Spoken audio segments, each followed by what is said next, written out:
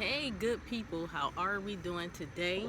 All smiles, all glory, all sunshine, having fun, enjoying the good weather days. Hallelujah. So, I just want to continue with my Life of the Overcomer series, giving a message to you today. And I thought about some things with regard to the life of the overcomer and the message that I'm giving. And it dawned on me that I really need to make sure that I am communicating um, how we see ourselves and how we see the world. And you cannot overcome if you don't even see yourself in a way that you can overcome. You need to know who it is that you are before you start calling yourself a overcomer, before we start calling ourselves overcomers. And mainly that's all in how God sees us and how we are looking at the perspective of how God sees us, what he says in his word, what he speaks to us in nature, and every other way that he speaks to us. Those are the things that I'm talking about, how God sees us. And we have to know that God sees us for our potential. So when I go to look at houses to purchase, and if you've ever gone to houses to purchase, then you will start looking at those houses that you're going to purchase, and you start looking at them not always for what they have inside of them, but you start looking at its potential for the things that you'll start putting inside of the house, right? So you look at the potential of the property, you start seeing this for its true value and not for the asking price, right? And so you overcome the dead things in your life through how you start seeing yourself as God sees us, as his potential. So you live that life by hammering away at the weak areas. You have to get in there and do the work. You've got to get a little messy and roll up your sleeves. When you go into a property that you know you have to do some work to, you got to get in there and you got to roll up your sleeves. You got to get a little mess. You got to take measurements. You got to test the things you're doing. You bring the house from a fixer-upper to a renovated property that is fit for the dwelling of magnificence, something magnificent, right? And so a rundown house is going to have rundown dwellers, squatters even, right? But once the house is renovated, then you have to put up nice, welcoming things. You shouldn't be hanging shabby curtains, a used oven put in there, a third hand of floor, those kinds of things. You shouldn't be doing those kinds of things. You should put some stuff in there that should go into a renovated house. Well, yes. Everything in it will start to change. You can't have a renovated house on the block without all the other properties going up in value.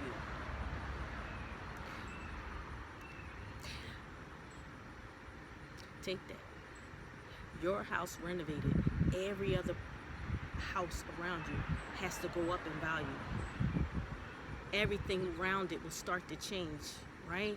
Relationships, we got to look at them like that. The people around you will have to change. You go decorating the renovated house with the same items you had in there when people view the property, they will be like looking sideways. Only a matter of time before the property is run down again. We can't have a run down property again. Likewise to the condition of the property being a slum. But you decide to make the outside look great first. You give the appearance that your home is well kept. People walking by are gazing at the property. They're gazing at the house. They're looking at the outside. That's a fly house. They're saying about the house, right? That's a fly house. That house is amazing. Look at that house. Then you get an invitation into the house, into the property. Then you insert inside the home and it's a mess. You're looking like this fly house on the outside. Inside this house is a mess, junk everywhere. Piles of items that have been hoarded. That will tilt your head. Am I correct or no? It will tilt your head. When you enter inside, you see this stuff. So people do stuff like try to clean it up. They take out the trash, 3 large bags full when they need to rent a dumpster. They just take it out. Rent a dumpster, you got a lot of mess. Sometimes we just have a lot of mess. The assessment of the work is off kilter. Because sometimes we don't seek counsel for help and support because we want to go solo. Pride gets in the way. The value of the property still not where it needs to be, but expecting to be treated with high value. Treated like $1 million when the house has been maintained in the hundreds US dollars.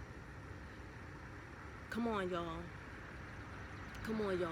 We not maintain the property, maintain the house.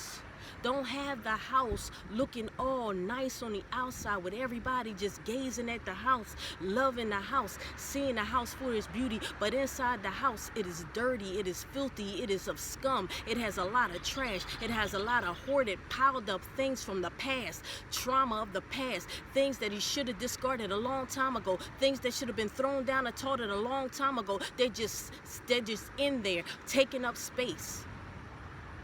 The property isn't worth the value that it actually is or should be. Hallelujah.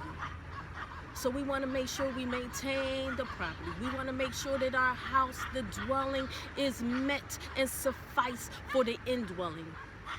We want to make sure the house is cleaned up, of sufficient value. We have to know our worth. We have to understand our worth. We have to know that we have potential and see the potential, but seeing it how God sees us for the potential we are, and not just look down on our own selves, and not to look down on other people and not notice their potential. I'll get to that. That's another recording.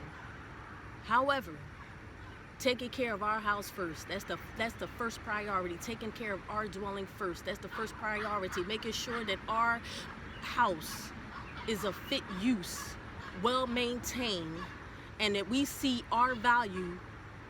Nobody else is going to see your value, our value. No one else is going to see our value the way we see it. No one else is going to see it the way God sees it. So you have to look at your own value with the eyes of God. No one else is going to see your value in that way, ever. Ever. Not the way God sees it. They may match the way you see it. They'll never match or can never outdo the way God sees you. So I need you to hold on to that message on this day and have a great, blessed day. Lord bless you and keep you. Lord make his face to shine upon you and bring peace unto you.